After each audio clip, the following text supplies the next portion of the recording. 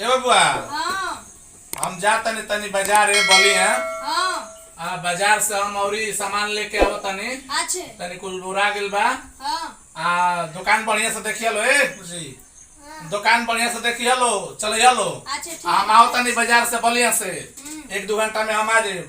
आके वो आई सामान के जूता चप्पल किने आई हाँ तो बेच दिया लोग हिसाब किताब में उधार मत लगे लोग अच्छे घाटा ना लगे के चाहिए एगो तो खुदे कोरोना आइल बा हाँ लॉकडाउन में खुदे दुकान एगो तो 3 दिन खुलता वो आधे बेरा ले खुलता दुकान केहू ने पूंजी बरकरार अब जगह सब ओरा गेल बा सामान जातन ले औरी अच्छे है तनी बुर बाटे अब सामान कोरोना में बेचात होए नहीं के उसई जन बात तो निकली ना तो कहां से होई उधार मत दियो लोग कुल मिला के अच्छे ठीक हम आओ तनी बाजार से बढ़िया से ठीक बा हाँ आ देखिए लो दुकान बढ़िया से देखिए लो ठीक बा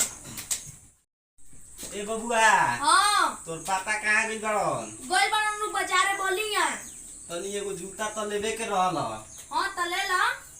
कौन नंबर चाहिए 9 नंबर हाँ तो देखाओ देखाओ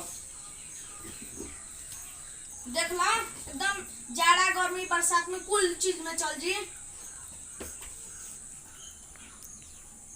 बढ़िया बा न हो हाँ हाँ कुल चीज में एकदम चली देख ला बरसातियों में चली न हाँ हाँ चलो ठीक बा तब एकरा के तब पैक कर दो हाँ ठीक बा केतना के बा ई बाटे 600 के 600 के बा हाँ अच्छा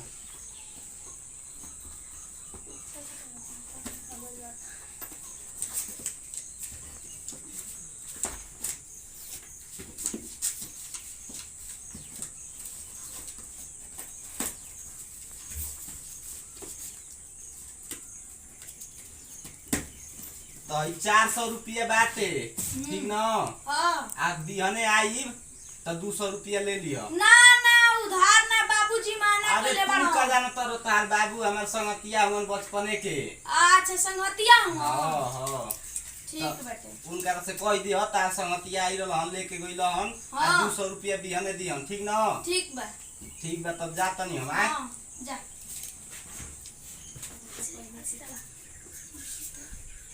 अरे भैया तो के पापा मना न कर रहलन तू उधार जिन दिए और तुम करू स्वामी ना हम रे तू जान तड़े छी ना तड़े कि संगी रहलन की कर रहलन चिन्हत नहीं खी अच्छा ए कहू पापा भी कुछ बेचाई लो बुआ हाँ बेचाइल हो एगो जूता ये कहीं बेचाई लो हाँ अच्छा कितना में बेचला लो कोला ना कि 600 के बोले ना तो कहतन कि 400 दे दे तनी तारा के सुबह बिहने आके 200 दे दे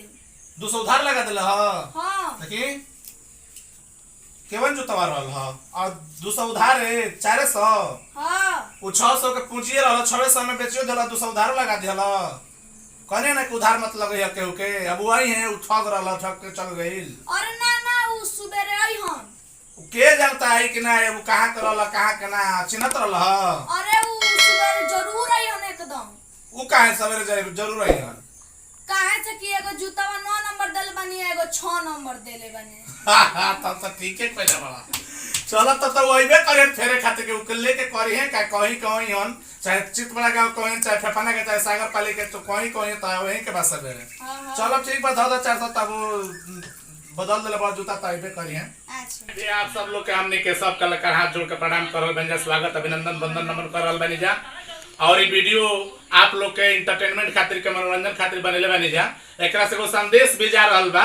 कि लोग समझता कि हम ही होशियार बने अभी समझ ले कि हम ही होशियार बने 200 ठग के चल जेते इनको से होशियारी लड़का निकल गेल कोनो कामे ना भइल तो ये तरह दुनिया जो जो आगे बा हम समझ रहे कि हम ही होशियार बने हमरो लोग दुनिया जो जो आगे बा हमरो लोग के होशियार बा यही से अपन चतुराई ना लगावे के चाहे जौन बात तौन बढ़िया ढंग से ईमानदारी से समाज में जिए के चाहे तो यही पर ये वीडियो बनल रहा अगर आप लोग के वीडियो अच्छा लगा लोग है तो आप लोग ये चैनल के लाइक करी जा कमेंट करके बताई जा तो ऐसा और वीडियो हमने के बनावल जाई और सब्सक्राइब तो जरूर कर लीजिए चैनल के बहुत बहुत आप लोग के धन्यवाद धन्यवाद।